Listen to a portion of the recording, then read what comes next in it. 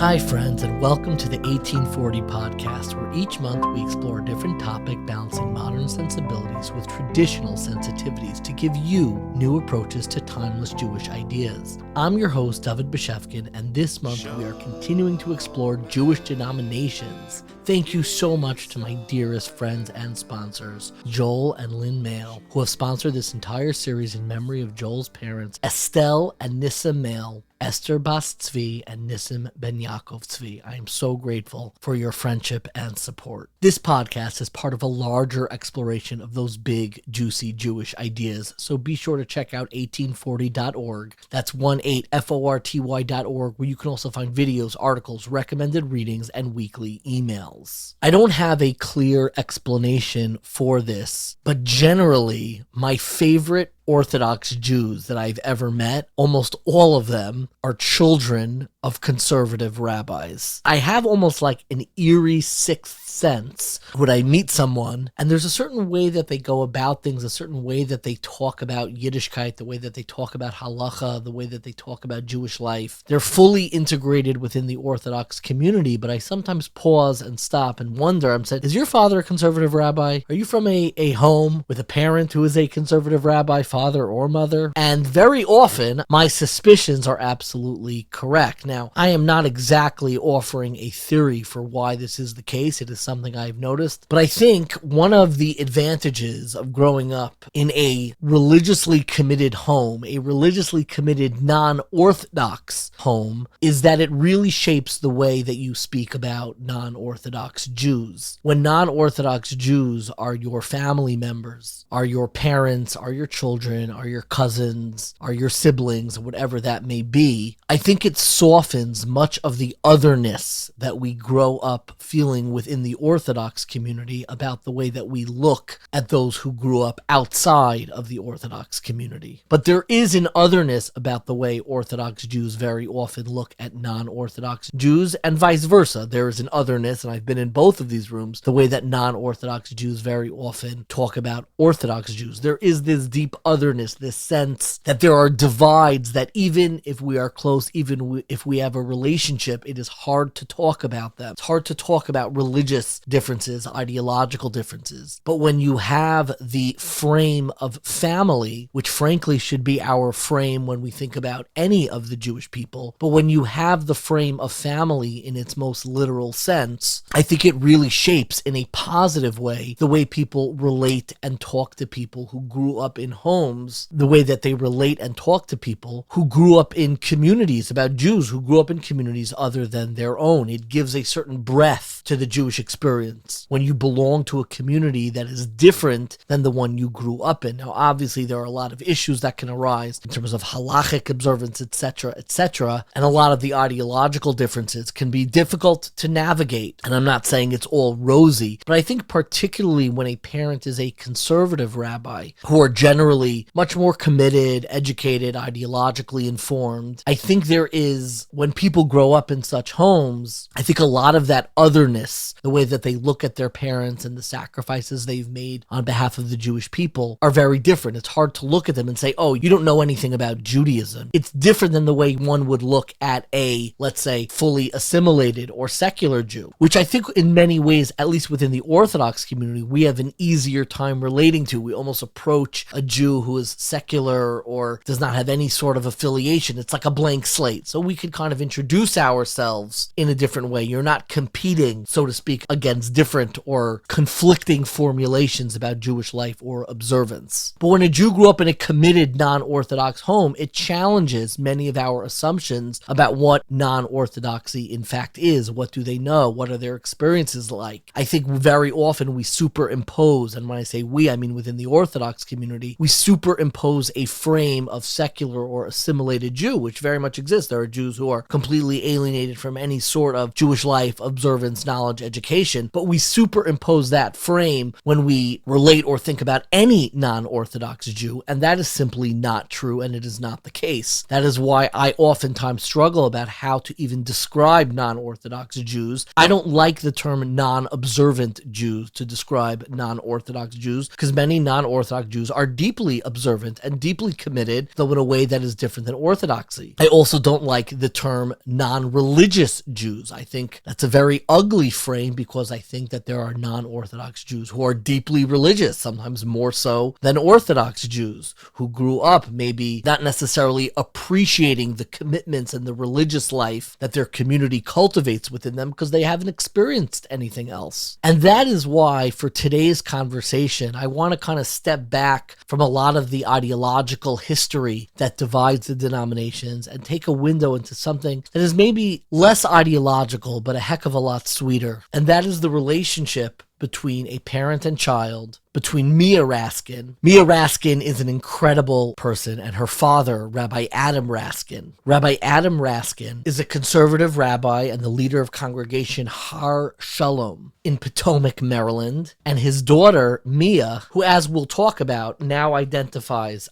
as Orthodox, something we will discuss, but has a fascinating story of her own in that she played NCAA Division I basketball, which I think is really, really cool. And we discuss both. We discuss denominational differences, what she hears from her Orthodox friends, how she relates and how her father relates to his own congregation and to her and her own changes. I think it is a really fascinating and important conversation. And more than anything else, a reminder that we shouldn't just approach different denominations through ideological frames, as important as that is, and as we've discussed the past couple of weeks, but to remind ourselves that a familial frame is also important, with all of the challenges and opportunities that it provides. So without further ado, here is our conversation with Rabbi Adam Raskin and his daughter, Mia. I am so excited to speak to really a remarkable family and remarkable people. I have today Rabbi Adam Raskin, who is the rabbi in congregation, I believe, Har Shalom in Potomac, Maryland. That's right. And Mia Raskin, who is a student and a rising basketball star in Binghamton on the team, and we'll hear more about both. Thank you, Mia. And Mia, what do you call dad? Abba. Abba. Whenever I have parents on, I always defer. And Abba, Rabbi Adam Raskin, thank you both for joining me today. There's no better title than Abba. There's no better title than Abba. I could not agree more. Rabbi Raskin, you are a congregational rabbi of a conservative congregation in Potomac, Maryland. And I guess I wanted to begin by your own kind of like positionality. How did you get to the conservative congregation in Potomac, Maryland? Did you grow up within the conservative movement and kind of like rose the rungs until eventually you are now leading your own congregation? Or was the path to the rabbinate something that had a lot of twists and turns, as it is for so many? So I'm really a hybrid Jew. I grew up with almost every experience imaginable, beginning with my kindergarten year at the Hebrew Academy of Cleveland. Unbelievably, I'm not even sure how I got there to begin with. It seems like ancient history at this point, but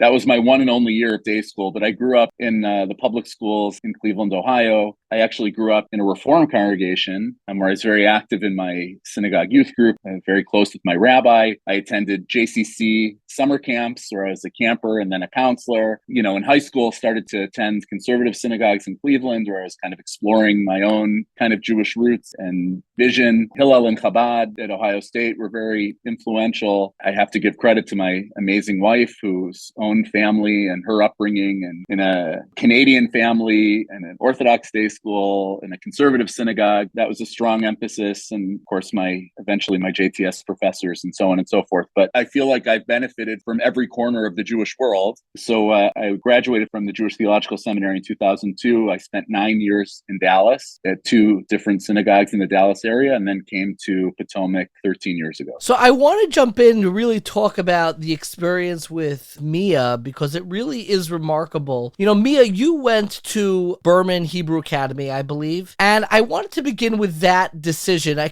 don't know enough about Berman Hebrew Academy. It's kind of like a community school, and I'm curious to hear from both of you. Was the decision to send her not to, a Solomon Schechter, but to Berman, which I believe is under Orthodox auspices, was that an unusual decision? In a lot of schools, even in the Orthodox world, if you have a rabbi who is affiliated not just with a movement, but there are expectations of where the rabbi is going to send their kids to school. It sends a message. And here you are, you raised Mia, not just in a conservative home, in the home of the conservative rabbi of the community, yet you made a choice to send her to an Orthodox school. I'm curious if there was any pushback from your congregation on that. And I'm curious for Mia, if that experience kind of made you feel a little bit different. Did you carry like a denominational difference when you were in high school? Maybe we'll begin with Abba. So actually the story begins in Dallas because Mia did begin her day school education at a Solomon Schechter school. And as one of the conservative rabbis in town, I was de facto board member of that school. And what we began to realize pretty early on is that there were all kinds of activities and events and birthday parties and so forth happening on Shabbat. And Mia was unfortunately excluded from a lot of those gatherings with her classmates. And then on the occasions when they weren't on Shabbat, we often sent Mia with her own slice of pizza or her own cupcake or her own food to eat at these things, and began to feel like this was actually not what we were hoping for in terms of an immersive Jewish day school experience. That really what we wanted was an environment that was going to reinforce and celebrate the way that we live at home, which is Shomer Shabbat, Shomer Kashrut,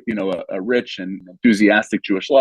So we ended up moving her to Akiba Academy of Dallas, which is ironically where my wife, where Mia's mom, graduated. We happened to be in the same community where Sari grew up. And there was a tremendous pushback. People left my shul. Wow. People were very upset and very critical of the decision. Even though I stayed engaged in the Schechter school as a Jewish professional, moving my own child was a signal for some of these people that sure, if the conservative rabbi doesn't send his kids to the school, then why would anyone else? So no matter what I tried to do to signal that I supported the school and that there were certain people in the school who did want to move it in the direction of being more inclusive of different levels of observance and that I was encouraging that, I also said at the same time, I have kids right now who are in school. I have kids right now who need to have a certain experience, and I can support your long-term vision while making different decisions for my kids who are in the school at this very moment. So when we came to Potomac, I was immediately shown by the search committee and so forth, the big community day school, the Charles E. Smith Jewish Day School, which was wonderful. And actually, Mia's younger brother is there now. But I said to them, I'd like to see the Orthodox Day School too. And they kind of... Yeah, how did they react to that? Didn't expect that. They didn't expect that. But they said, okay, we can arrange that. So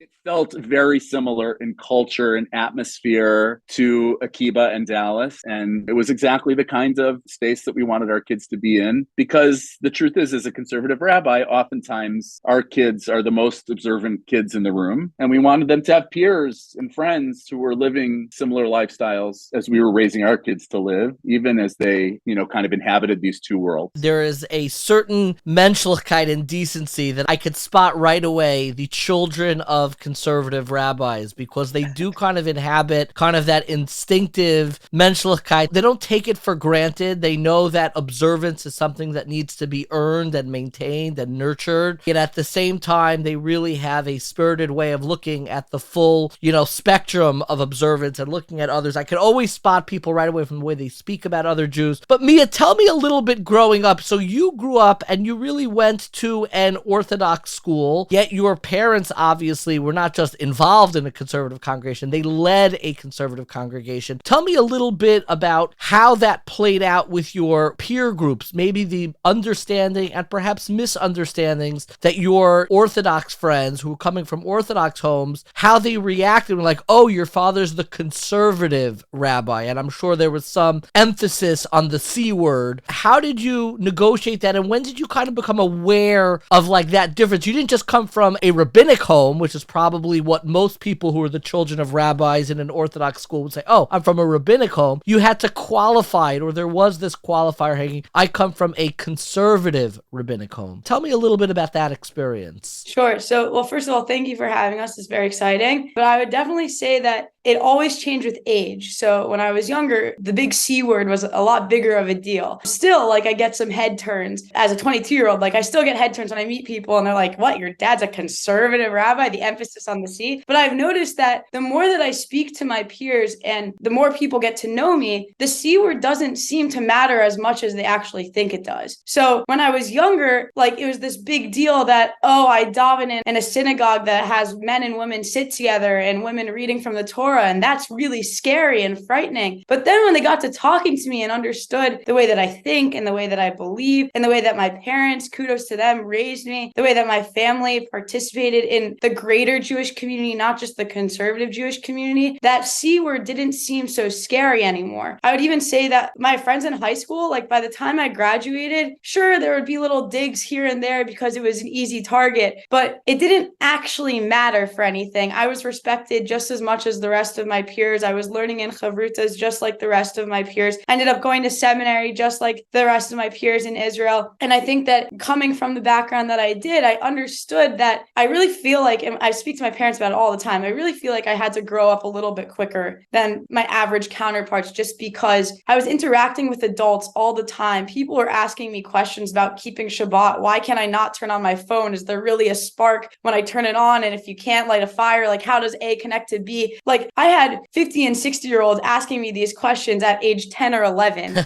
And so because of that, I had this greater understanding of like the greater picture of Judaism. And I was able to articulate my background and my thoughts at a way younger age to the point that my peers were able to respect me really early on too. But tell me, because you really had two sets of peers. You know, we were talking about the way you related to your Orthodox peers. I'm curious about your peers that you had from the conservative shul that your father led. Was there a sense of that you're, you know, like different, that you're like kind of like half Orthodox or like more affiliated as Orthodox, or you're like a, not in a conspiratory way, but you're like a mole, so to speak. You're not really one of us because there is some very real difference. How unusual was it? I'm sure there were kids your own age who came from more classical conservative homes. What did your own observance, you know, as a teenager, what effect did that have with your relationships with people in your father's shul who were more classically conservative? To be completely honest, I probably have a backpack full of stories of the times that people made jokes that my skirt wasn't long enough on Shabbat day at my father's conservative shul, and like how silly that comment is, because like, why do you care about the length of my skirt? You're just saying that because I go to an Orthodox day school, so therefore one has to lead to the other. But at the end of the day, in terms of how I was interacting with people before they were conservative Jews, they were just Jews, right? So before I'm talking to them about the things that I'm learning to school, or the way that I'm dressing when I go to the school, or how I'm observing Shabbat or Kashrut, like I first have to recognize that even before they're Jews, they're people, and we're just having conversation. And I think that once people realize, like, so right, the C word is super scary in the Orthodox world, Sure. but the O word is really scary to the conservative world. Yes. And it's so funny, right? They come up with all these, like in both senses, there's this assumption that if you identify with this specific label, then you must embody X, Y, and Z, not internally, but externally, right? You must dress a certain way. You must practice a certain way. You must like be in the community a certain way. But really, at the end of the day, if we get down to the bare bones of it, we're just people having a conversation. And I think that once I started interacting with my peers and we moved past all that externalities and the things that didn't really matter as 15 through 18-year-olds, we were really just talking about sports, hanging out, talking about what was in the media, the last movie that we saw. And it really just ended up being that it was just a peer-to-peer interaction. And it was less about the big C and the big O words in both of those worlds. And I think that once both of those groups could get over like the dauntingness of the labels, then we were all able to interact together and just hang out. I really appreciate that. I want to turn it back to Abba for a moment and talk about how the experience of raising Mia in an Orthodox school, where you see kind of your run-of-the-mill Orthodox families, yet you see they're able to cultivate a level of observance as a starting point, as like the floor of observance, does kind of start a little bit higher, so to speak. And I want to choose my words very sensitively and very delicately. And I'm wondering how the experience of seeing inside regular 15-year-old teens who more or less, I'm not romanticizing the Orthodox world that I was brought in, but a lot of the motions of Shmira Shabbos, of keeping Shabbos and brachos and kashrus are able to be taken for granted. And then you come back to your own congregation where the culture within the movement, a lot of those things that we take for granted are not all there. We don't have that foundation. And I'm curious how you deal with almost your own, I don't know, disappointment, frustration, or kind of reconcile the affiliation with a movement that has been unable to cultivate that base level of observance. And like, it really works. You see that it's working on this almost mass level among teens. And then you come back to your own congregation, you're like, well, shucks, what happened when you look at your own congregation? You're like, why aren't we able to cultivate that base level of observance in the same way? So that was a lot of questions. Yes, yes. So let me begin by saying that our experience both at Akiba and at Berman was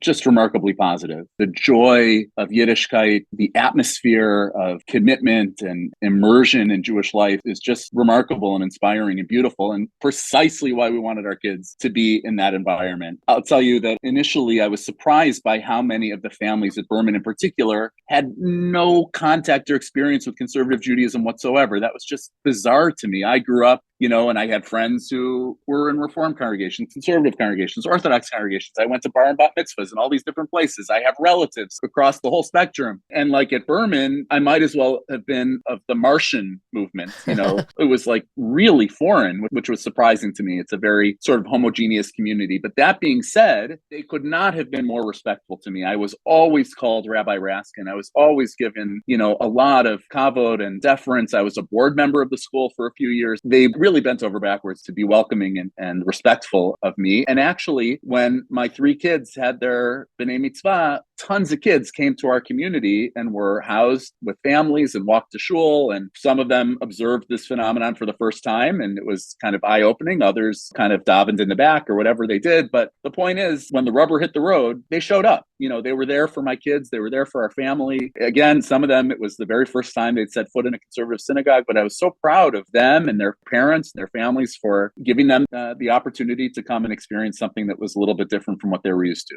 In terms of your second question, look, my understanding of my rabbinate has really changed over time. I've been in the business, so to speak, for over 20 years now. So when you say things like, does it work or it doesn't work or it works here, it doesn't work there, what I understand my rabbinate to be is really, I think, the closest analog to a Chabad shlichut, right? I am trying to encourage Jews to love and appreciate Judaism a little bit more, to do one more mitzvah, to be a little bit more connected, to discover something that they didn't understand about Jewish life and learning, to introduce the beauty and richness of our tradition, perhaps in smaller bites than might be happening in Orthodox congregations. But this is a shlichut. This is really a shlichut. I feel that I am working in this community to help elevate their Jewish connections and knowledge. So does that work? Sure, it does. I see people on a derech. I see people taking on more mitzvot. I see people coming closer to the synagogue, taking on more rituals. Is it going to look the same as it looks in the Orthodox synagogue down the street? It's not going to look the same. But I would venture to say that some of my Chabad colleagues might also tell a similar story, right? The people who come in their doors are not necessarily going to look the same as a mainstream Orthodox synagogue. So I didn't start off my rabbinate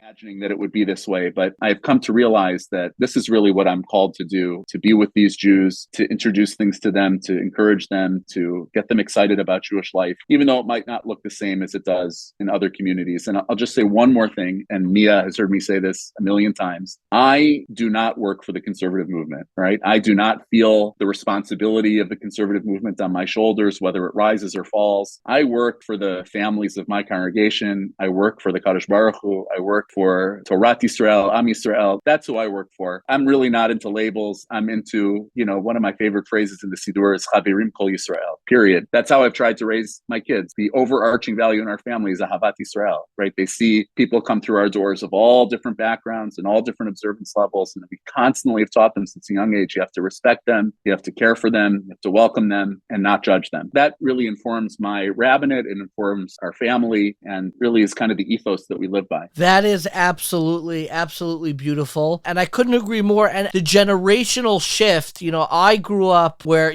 my uncle is a Reconstructionist Jew who lives in Bennington, Vermont. Most of my cousins are not Orthodox. And it's remarkable that now it's part of both the strength, but there's something that we lost through that strength of community, that the interaction with the wider community, the notion, being invited to a bat mitzvah and having, the saran wrapped meal meal, which I grew up going to such bat mitzvahs, have become, less frequent, less common. I ask my students, they don't really have, first cousins. Part of that story is the strength of Orthodoxy in America, but part of that is that we've lost touch with kind of the wider spectrum. And I fully agree with that. There's a remarkable part of your story, which is Mia's commitment to Shabbos and Kashrus, specifically in her rising kind of skills as a basketball star. And I wanted to touch a little bit on that because really Mia does not really play games when it comes to Kashrus and Shabbos. Mia, tell me a little bit, what is your role? Are you playing on the college NCAA level in Binghamton? I was playing on the college basketball team at Binghamton during the 2021-2022 season. Since I have stepped away, it was a mutual decision. I thank God every day that the time that I walked away from playing basketball at a competitive level was completely my choice, and not just because I graduated high school, right? I had a conversation with the coach. We discussed what my life would look like if I stayed on the team more long term. It wasn't a match. I chose my Jewish life and my social life and my life in general. It's a very demanding lifestyle when you play at a Division I level. And I'm so grateful for the opportunity. It was the craziest roller coaster I could have ever expected. But I'm also so grateful for where I'm at now. Just to have it clear, you were playing Division I basketball, which, a lot of our listeners are familiar with the Yeshiva League basketball. That is the Division I in the Orthodox world. Did you also play in the Yeshiva League? Were you playing against, Hafter and Ramaz and SKA? Did you play against those teams, or were you only kind of really playing in what is like the actual basketball world? So Berman doesn't really participate in the Yeshiva League all that much. We get a tournament here or there where we compete. We went to Globerman my freshman year, went to Maimonides sophomore and junior year. So I've interacted with the Yeshiva League teams a little bit, but we generally played against other private schools in the DC, Maryland, and Virginia area. Typically also schools that were around our same size, anywhere between 40 kids to 120 kids a class. International schools, religious Christian schools, you name it, that's who we played. And then my parents believed in me and invested in me, and they helped me play on the off season in some really competitive leagues. And I don't think I would have realized my full potential without that first coach saying to me after our first meeting where I said, listen, I'd love to play, but Shabbos, and I explained all the inner workings of Shabbat. And she's like, don't worry, we're going to make it work. And the first time I knew I could do it was in Waukegan, Illinois. I went to a tournament. My cousin who lives in Chicago walked me to the arena. It was about 4 miles away. And after the whole day had ended, 3 games, the team left for lunch, came back. I stayed there reading the newspaper, watching basketball all Shabbat long. And my coach said at the end of our last game, Mia, we're all walking back with you. And that was the first time where I was like, I could do this. They do not have to be two aspects that are going to conflict with each other, but they can really be counterparts to my success. And I think that coaches like that one in high school and the coach at Binghamton that gave me those opportunities are a huge reason that I was able to have these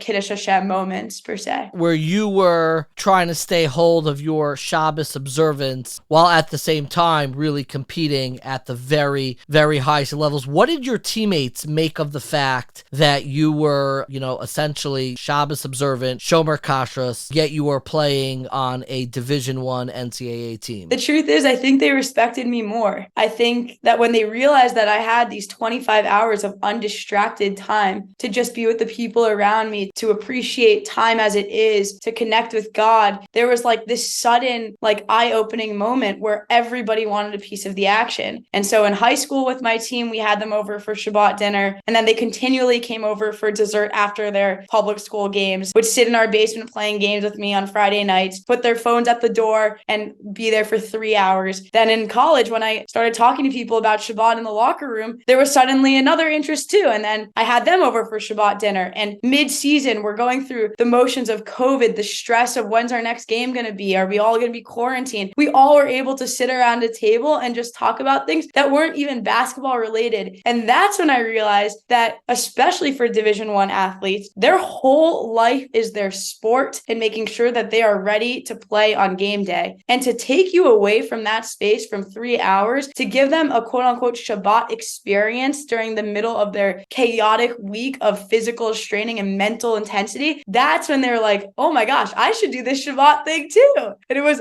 awesome. That's absolutely fascinating and also quite moving that you did this. I want to talk because you have perceptions, and we articulated this. In one world, you have like, oh, I'm conservative is what kind of sets you apart among your Orthodox peers, and then outside is kind of an Orthodox affiliation that sets you apart from maybe your more just basic traditional Jews who, Orthodoxy comes with its own connotations. I want to ask a somewhat sensitive question. Orthodoxy has a lot of cultural sensitivities that surround it, one of which, especially, which is quite gendered, is tznius. And I am curious, in you presenting, you affiliate, I assume, to some degree with the Orthodox schooling that you came with. I don't know if you, introduce yourself, hi, Mia, I'm an Orthodox Jew, but I'm curious how you kind of make sense of some of the more typical, or the way that people come back from seminary, they dress a certain way, how you make sense of some of the tznius realities that exist in the Orthodox world. For a lot of people, it can be a little difficult for them. So there are a couple things that I wanted to just immediately jump into. First of all, just like my father and probably my siblings and my mom, I will never introduce myself as Mia Raskin, fill in the blank denomination Jew. I will always be, I'm an observant Jew. I'm really just trying to grow. And honestly, the truth to that question is I really haven't figured it out yet. And I think that anyone my age who thinks that they've figured out what tzniut and what the world of halachic Judaism means to them, like talk about modern Orthodoxy fluctuating all over the place right now. I don't know where I fall right now. I don't know if I'll ever know. I hope that it's constantly going upwards, but I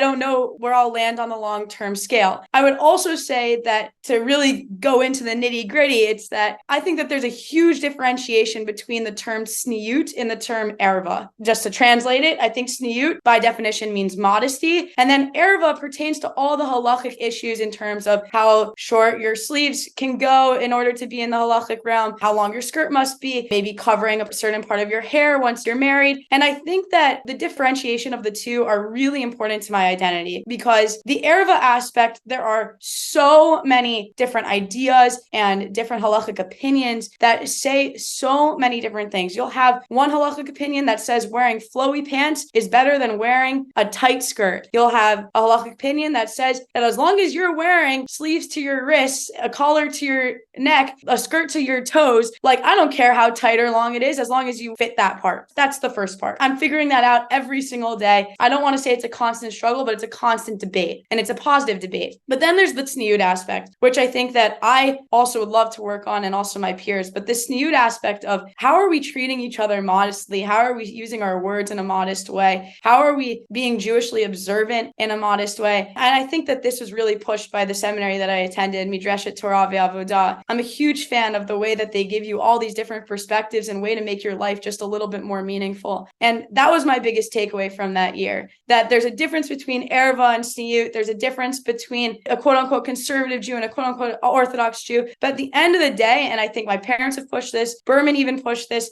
and TVA especially, with all the different opinions that are present, it's the idea that we're just trying to make our lives a little bit more meaningful every single day using the halachic structure, the halachic foundation, the Jewish history in order to do so. I absolutely love that answer. I'll be honest, even when I was asking the question, I'm like, I hope we're able to stick the landing on this. I'm getting a little nervous, but that was really, really remarkable. Abba, I hope you get nachas from just the incredible maturity and depth of this child that you have raised. I wonder if for you as a parent now, looking at Mia's future, and we can talk about how labels don't matter and how, it's not necessary and it doesn't matter where you go or where you grow up. And there is a truth to that, but there also are communal realities and what different communities offer. And there is a reality that Mia may very likely be on a trajectory where the type of community that she would affiliate with is not not the community that you lead and that she was raised with. And I'm curious if at any point or now you kind of contend with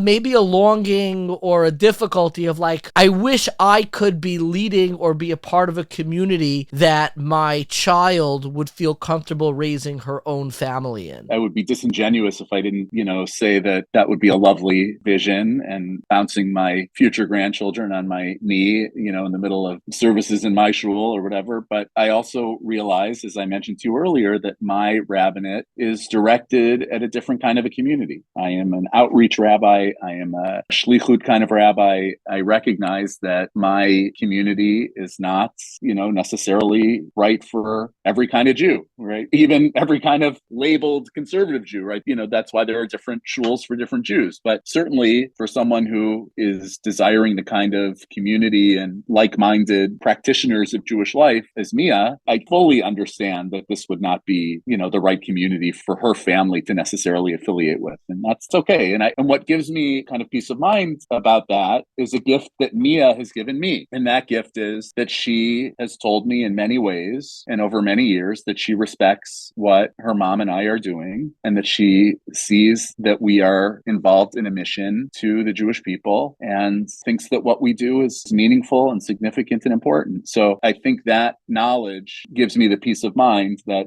she can go and do and be whatever she wants, but we have this kind of shared mutual respect as Jews and as family members and as loved ones. I absolutely love that answer. Mia, I want to kind of turn, most of your experience. I mean, now you're on a college campus, but God willing, you're going to build a life of your own. And I can't imagine that at some point you have heard someone really make maybe strong or comments that you may find upsetting about non-Orthodox Judaism, because you know that it is describing not just a conceptual world and an ideological divide, which, there are very real ideological divides. I think there's a way that we can be nurturing and loving while still having real ideological differences. I'm curious for you, have you ever experienced maybe a statement or somebody talking about non-Orthodox Jews in a way that was upsetting to you? And how do you react? How do you deal when you hear somebody, you spoke about gentle ribbing. It must be, there are certain topics that come up. I could think of one, mechitza. There are certain issues that come up where when it's discussed, it could be a very strongly worded ideological difference. And I'm curious how you deal with the fact that you have familial affiliations where those ideological differences aren't just conceptual, but are actually familial. I've gotten digs from teachers, from rabbis, from peers, but it's just because of a lack of knowledge and exposure. And the best word that I can come up with, and I don't know if there's an equal word in English, but it's really chaval. There's no other word to describe it. By digging at the conservative people, you're digging actually at other Jews that were also created in God's image. And so therefore, not only are you hurting those people, but you're actually hurting me, not just from a sense of,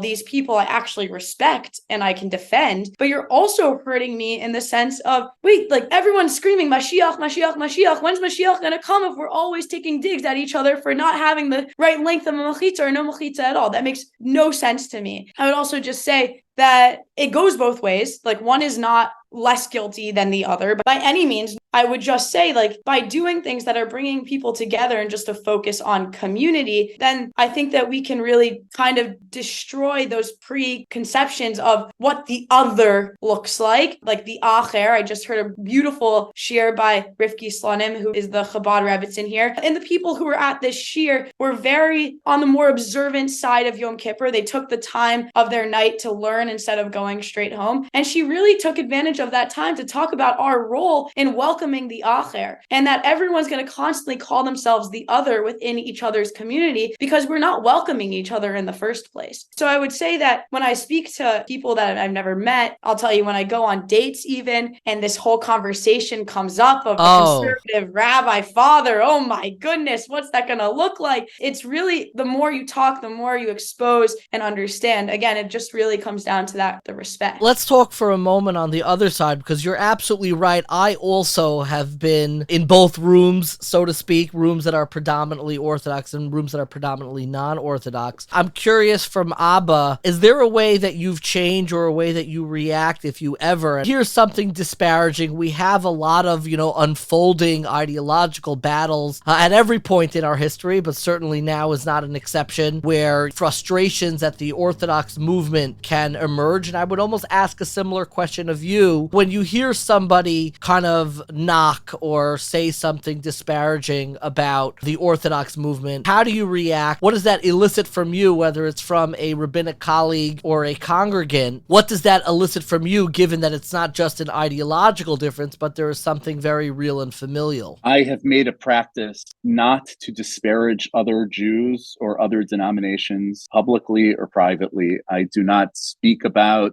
denominational kind of trends and generalize. I think that's dangerous. I think it fuels the kind of preconceptions that Mia was talking about. In fact, I often quote from sources and rabbis and teachers from across the denominational spectrum. I mean, I remember earlier in my rabbinate, there was a real kind of tension around Chabad and the idea that Chabad is poaching our people and so on and so forth. And, I have spoken positively about Chabad. I think the Rebbe was one of the great spiritual innovators of modernity, and I think he'll be remembered as such. And I believe in bringing to the surface all kinds of Torah from all kinds of sources, and that's a way of teaching a certain, Achdut Yisrael. Furthermore, certainly when people have made comments, I do take it personally. And like Mia said, nobody is off the hook from this. There's a lot of, suspicion and fear among non-Orthodox Jews. Sometimes I feel like some of my congregants would rather their kids grow up and be non-observant than grow up and be Orthodox. There's a sense that, if they grow up and they're more observant than me, that means that they're judging me or that I'm not good enough, or there's all kinds of questions that surfaces. And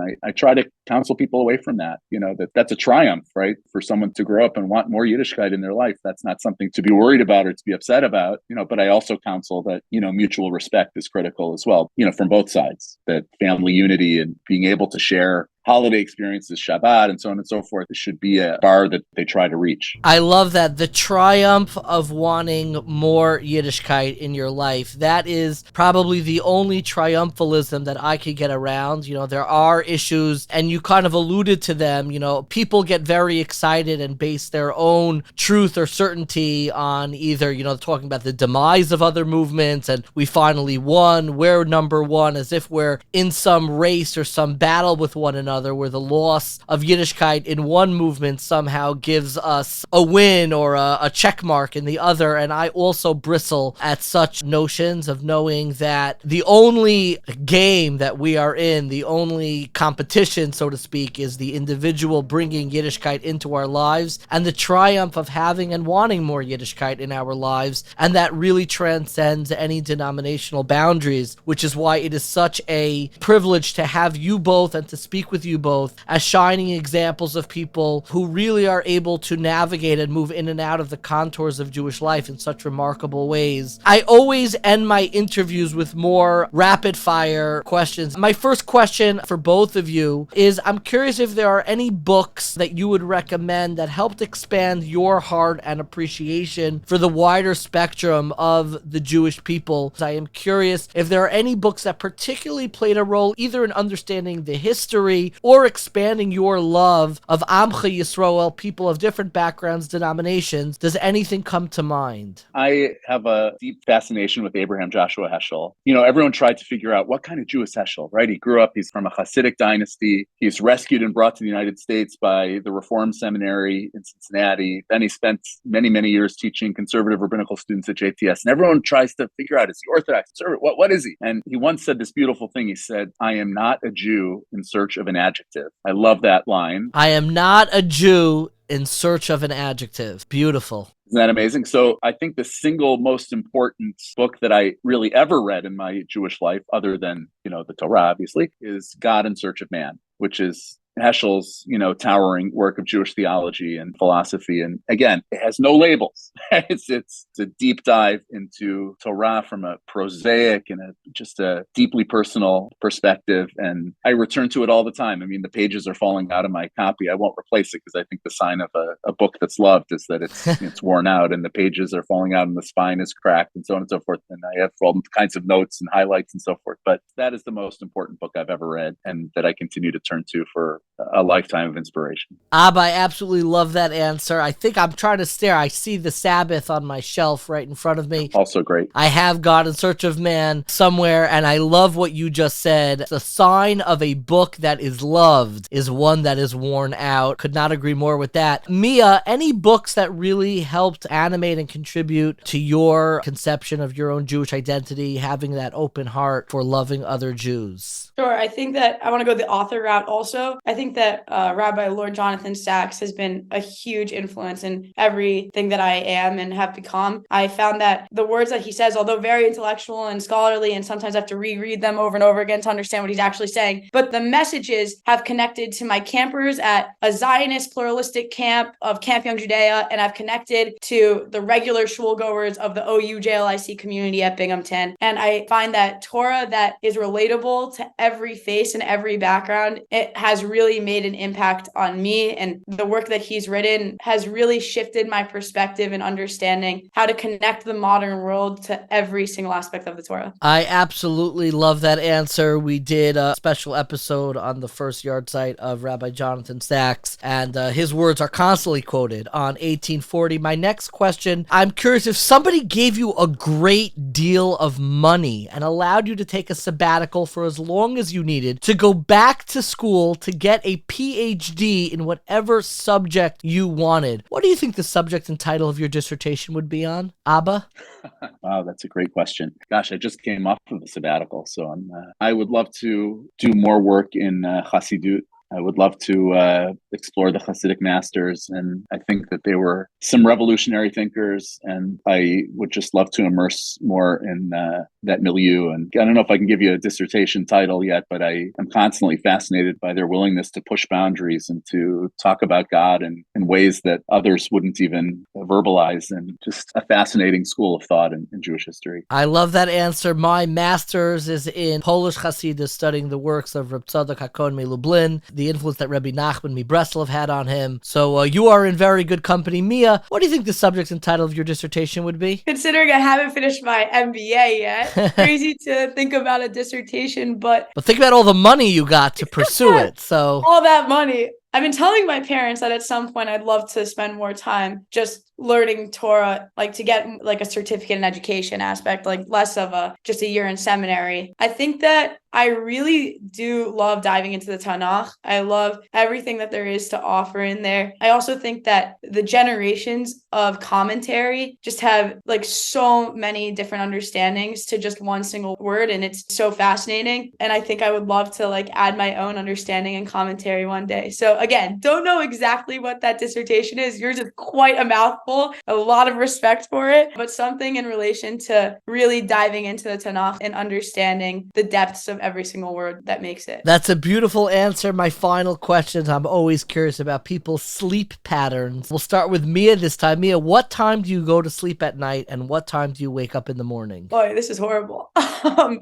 probably asleep around 1 or 1:30, and I'm up by 7. Rock solid. Abba, what time do you go to sleep at night, and what time do you wake up in the morning? So in this way, we are opposites, Mia. I can barely keep my eyes open after 10:30, and I am up at the crack of dawn. I'm an early riser. I love that early morning time. I love my cup of coffee. I love that time of day. But much to my wife's disappointment, I have a hard time keeping my eyes open too late at night. I cannot thank you both, Rabbi Adam Raskin, Mia Raskin, for joining me today and sharing just your remarkable story, your commitment, your family, and what you've created united in this world of America instead of being divided, creating space for commitment and the ultimate triumph of more Yiddishkeit in our lives. Thank you both for joining me today. Thank you so much. Thank you for having us. I think it's important sometimes to remind ourselves, not just our differences, but how close our communities, despite the very real and very serious ideological differences that Orthodox and non-Orthodox community have. But that doesn't mean that it has totally broken a continuous narrative within the Jewish people, as if one community is fully other and adrift without any understanding or appreciation of their own Yiddishkeit. And I think that the way that we speak about communities other than our own should be informed by this familial lens. And more than anything else, an appreciation for those who grew up in one community and then reformulated their understanding of Yiddishkeit and commitment and what Jewish life could be, and decided without antagonism and without adversarialness to join a different community that is better aligned to their religious needs and religious sensibilities. And I think people are doing this all the time. Very often we have a blanket phrase called a baal teshuva, somebody who repents and kind of has a secondary conversion, the twice born, somebody who has an awakening later in life. And very often I think that phrase gets overused as if it is a full break from the home and life that they grew up in, and now that they are fully and completely aligned with a new community and a new family and a new life. And that is not always true, because people are not blank slates. Nobody is a blank slate, not religiously, not ideologically, and not personality-wise. And even though sometimes we may approach or think of fully assimilated Jews as a blank slate, it's not true in that case either. Everyone has sensibilities and experiences, and understanding and meeting them where they are and understanding how those experiences really form and shape their own religious capacity is beyond important. And what I think is so moving in this story is that it interrupts or challenges in many ways the very notion of the binary of a baal teshuva, which is a break from the past and a totally new future, where instead we can think of a Yiddishkeit that is able to reach everyone and find the step forward wherever they may be. That also is a baal teshuva. But if that is a baal teshuva, then I guess in some ways we are all a baal teshuva. So in some ways I don't like the term, because it either applies to everyone or it applies to no one, because everyone has the capacity to take steps forward and rethink and reimagine what Jewish life and what Jewish commitment could be. You don't have to have grown up non-Orthodox to be a baal teshuva. I think there are many within the Orthodox community who desperately need a connection to that baal teshuva typology. But because we only use it in the non-Orthodox community, I very often prefer to almost not use it at all, because it exempts certain communities from that very notion of having a personality or a reawakening that addresses the entirety of your life. And instead, I prefer to look at everybody as having a starting point with experiences, with a life journey, with influences, with preconceived notions of wherever they may be in life. And no matter who you are or where you grew up, the one thing that I am confident of is that there is always a Yiddishkeit that can reach you exactly where you are. So thank you so much for listening. This episode, like so many of our episodes, was edited by our dearest friend, Dina Emerson. Thank you again to our series sponsors, Joel and Lynn Mail. I am so grateful for your friendship and support, who sponsored this entire series in memory of Joel's parents, Estelle and Nissim Mail, Esther Bas Tzvi and Nissim Ben Yaakov Tzvi. It wouldn't be a Jewish podcast without a little bit of Jewish guilt. So if you enjoyed this episode or any of our episodes, please subscribe, rate, review, tell your friends about it. You can also donate at 1840.org/donate. It really helps us reach new listeners and continue putting out great content. You can also leave us a voicemail with feedback or questions that we may play in a future episode. That number is 516-519-3308. If you'd like to learn more about this topic or some of the other great ones we've covered in the past, be sure to check out 1840.org. That's the number 18 followed by the word 40, FORTY, 1840.org, where you can also find videos, articles, recommended readings, and weekly emails. Thank you so much for listening, and stay curious, my friends. Shomer Yisrael, Shemor She'eris Yisrael.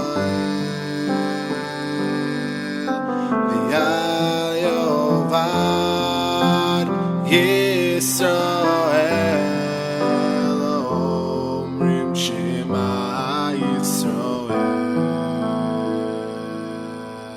Shomer Yisrael, Shemor She'eris Yisrael, Yovad Yisrael, Omerim Shema Yisrael, Shomer Yisrael,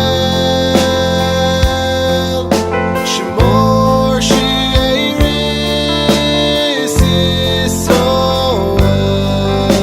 V'al Yovad Yisrael, Omrim Shema Yisrael, Oy Shomer Yisrael, Shemor She'eris Yisrael, V'al Yovad Yisrael, Omrim Shema Yisrael, Yisrael.